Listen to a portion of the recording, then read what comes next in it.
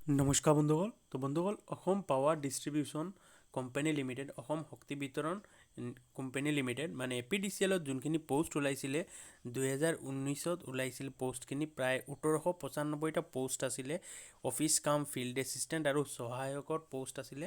তো এই পোষ্টখিনি আজি 2 বছৰ হ'বলগীয়া হৈছে পৰীক্ষা দিয়াৰ, কাৰণ 28 এপ্ৰিল 2019ত এক্সাম দিয়া হৈছিল আৰু এতিয়ালৈকে আজি 2 বছৰ হ'ব, কিন্তু এতিয়ালৈকে ৰিজাল্ট দিয়া নাই। কিন্তু তাৰপিছত বহুতকেইটা এক্সাম হৈছে APDCLত, যেনেকৈ এছিষ্টেণ্ট মেনেজাৰ বা জুনিয়ৰ মেনেজাৰ, এইখিনিত যোনখিনি এক্সাম হৈছিল সেইখিনি ৰিজাল্ট দি এইখিনিৰ এপইণ্টমেণ্টটো হৈ গৈছে। তো বন্ধুসকল, তেওঁলোকে চেলাৰিও পাই গ'ল অলৰেডি। তো বন্ধুসকল, আপোনালোকৰ বহুতে আছে যোনখিনি মানুহে এপ্লাই কৰিছিলে, কিন্তু তাৰ মাজত কিছুমানৰ ৰিজাল্ট দিছে যোনটো এক্সপিৰিয়েঞ্চ কেণ্ডিডেট আছিল, কিন্তু ফ্ৰেছাৰৰ কাৰণে এতিয়ালৈকে ৰিজাল্টটো দিয়া নাই। 2 বছৰ হ'বলগীয়া হৈছে। তো বহুতে এক্সপেক্ট কৰিছিল যে মাৰ্চ 2021ত ৰিজাল্টটো দিয়া হ'ব, কিন্তু মাৰ্চত ইলেকশ্যনৰ কাৰণে দিয়া হোৱা নাই।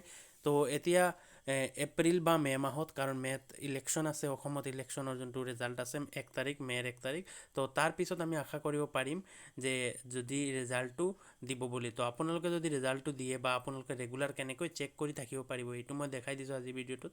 তো বন্ধুসকল, আপোনালোকে গুগলত APDCL চাৰ্চ কৰিলে এনেকুৱাকৈ এখন ইণ্টাৰফেচ পাব। আপোনাৰ দেখিব পাৰিব ইয়াতে লিখা আছে চব ডিটেইলছখিনি। তাৰ ওপৰত ইয়াতে আপোনালোকে এটা 3টা ডট দেখিব পাৰিছে। ইয়াত তিনিটা লাইন আছে। এই 3টা লাইনত আপোনালোকে ক্লিক কৰিব। ক্লিক কৰাৰ পিছত এনেকুৱাকৈ দেখিব পাৰিব হোম এক্ট এণ্ড ৰুলছ, তেনেকুৱাকৈ আছে। আৰু ইয়াত তলত আপোনালোকে দেখিব পাৰিব কেৰিয়াৰ বুলি লিখা আছে। এই কেৰিয়াৰটোত আপোনালোকে ক্লিক কৰিব। ইয়াতে ক্লিক কৰিলে যিমানখিনি আছে এইখিনি চব নটিফিকেশ্যন ইয়াতে ৰিলিজ কৰা হয়, যোনখিনি চাকৰি বিষয়ে আহে।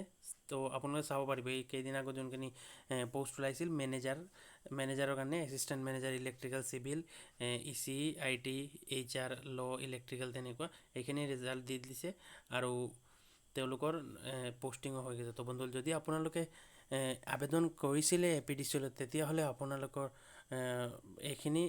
এইটো ৱেবছাইটত আপোনালোকে সদায় চাই থাকক, কাৰণ এইটো ৰিজাল্টটো দিয়াৰ বহুত সম্ভাৱনা আছে। ইলেকশ্যনৰ পিছত ৰিজাল্টটো দিব।